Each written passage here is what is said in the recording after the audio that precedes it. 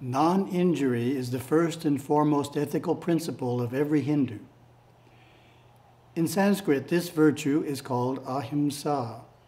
The Mahabharata extols its importance, saying ahimsa is the highest dharma. It is the highest purification. It is also the highest truth from which all dharma proceeds. An excellent definition is found in the Sandilya Upanishad. Ahimsa is not causing pain to any living being at any time through the actions of one's mind, speech, or body. Note the threefold nature of this non-hurtfulness. It applies not only to our actions, but also to our words and even our thoughts. Is the principle of non-violence absolute under all circumstances? My Gurudeva Savaya Subramanya Swami answered this question by stipulating a few regrettable exceptions. The first exception applies to extreme circumstances, such as when faced with imminent danger, in which case individuals may elect to injure or even kill to protect their life or that of another. Another exception applies to those who are members of a police force or armed forces. However, even those individuals should not use violence unless absolutely necessary.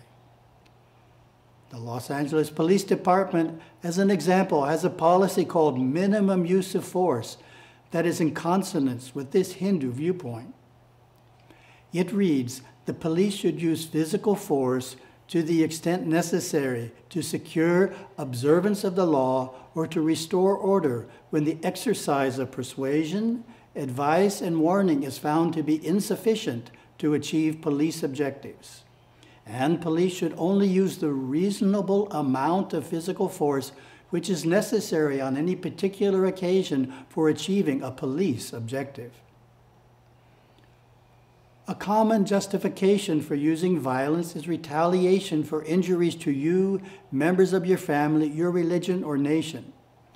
There are many in the world today who believe that in those instances you have a duty to personally retaliate. This is commonly referred to as the eye for an eye mentality. However, Hinduism does not support this idea. In fact, our oldest scripture, the Rig Veda, speaks against it, saying, "Return not blow for blow, nor curse for curse, neither meanness for base tricks. Shower blessings instead." Rather than retaliation, Hinduism favors using society's established channels for finding a remedy. Take as an example a common movie plot. Someone shoots and kills your brother during a robbery, and the rest of the film is devoted to your chasing down the robber and shooting him to punish him and get even. What then happens in the next life, the sequel? There is definitely a negative karma to be faced for killing and revenge. Perhaps another robbery will take place and you will be killed. Better to let the police take care of the robber.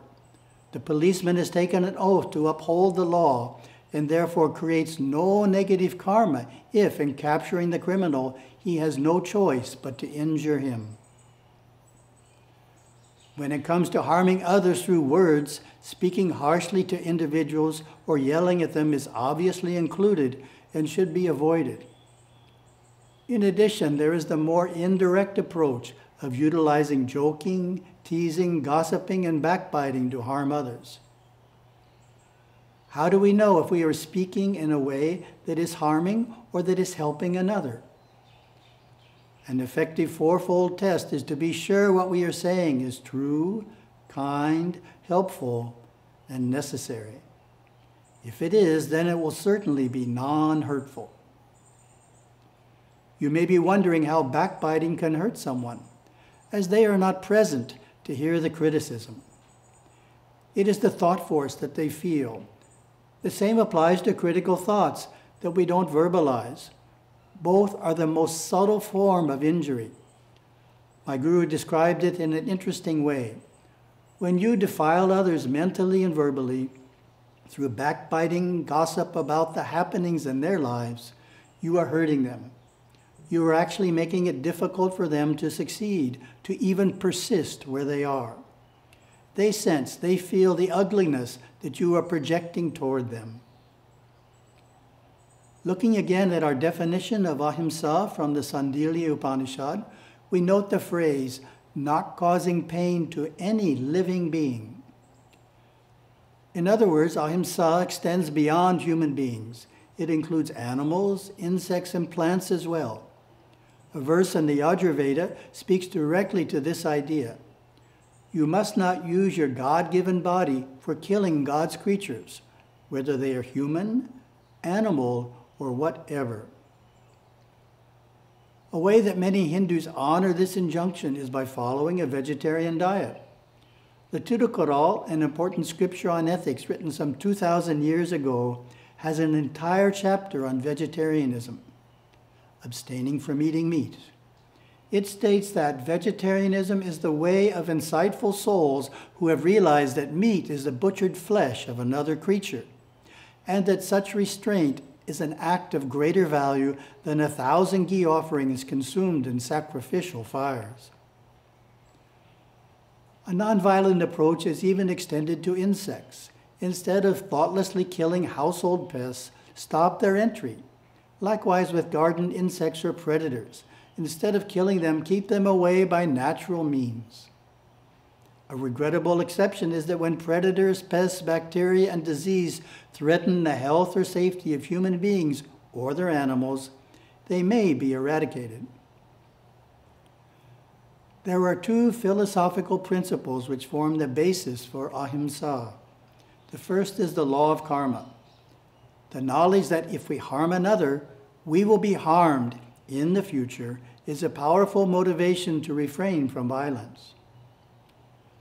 The Thirukkural's chapter entitled Avoidance of Injuring Others offers pertinent insight. It reads, if a man visits sorrow on another in the morning, sorrow will visit him unbidden in the afternoon. A second basis for ahimsa is the perception of the divine shining forth within all things, all beings, all peoples. When we see the divine in someone, we naturally do not want to hurt them. Pious Hindus even see the divine within people who are acting in evil ways, such as criminals or terrorists, and therefore seek not to harm them. An amazing example of this arose in Bali in 2002 when terrorists bombed a bar, killing over 200 people. The Balinese Hindus held a ceremony that sought forgiveness for the perpetrators. We should guard against taking on the Western perspective that some people are intrinsically evil, the enemy, and therefore it is all right to treat them inhumanely. The law of karma does not distinguish between hurting an enemy or hurting a friend. The Thirukkural affirms, harming others, even enemies who harmed you unprovoked, surely brings incessant sorrow. Beyond these two philosophical bases, the Thirukkural provides two more motivations for nonviolence. The first is that it is simply how high-minded people act. It is the principle of the pure in heart never to injure others, even when they themselves have been hatefully injured. And the second is that it is a way of encouraging the injurer to reform his behavior and give up violence. The Thirukkural puts it well, if you return kindness for injuries received and forget both, those who harmed you will be punished by their own shame. A lack of compassion will obstruct our practice of ahimsa. When we are overly self-centered and oblivious to the feelings of others, we can hurt someone and not even be aware of it. Here are a few suggestions for deepening our sense of compassion for people. One simple way is to take care of animals. This is particularly helpful in teaching compassion to children. They learn to understand the needs of the animal and how to take care of it without unnecessarily disturbing or hurting it. Another way to increase compassion is by gardening and growing plants. For the plant to survive, we need to understand its nature and properly take care of it. We can't put a sun-loving plant in the shade and expect it to do well. We can't overwater a plant that needs a small amount of water and expect it to thrive. Nurturing plants and animals prepares us to care for our fellow human beings. A third suggestion relates to computers and computer games. Unfortunately, these days, many children grow up spending way too much time alone, immersed in a computer, playing often violent video games. This can stunt their normal emotional growth and social development. They can become strangers to compassion, lacking in healthy feelings for others. A more balanced upbringing is needed. A reasonable amount of computer access balanced out by healthy interaction with family members, friends, and others. Here is a concluding quote from my guru, which beautifully ties together the ideals of nonviolence and compassion. He wrote, "Practice compassion, conquering callous, cruel, and insensitive feelings toward all beings. See God everywhere. Be kind to people, animals, plants, and the earth itself. Forgive those who apologize and show true remorse. Foster sympathy for others' needs and suffering. Honor and assist those who are weak, impoverished, aged, or in pain. Oppose family abuse and other cruelties."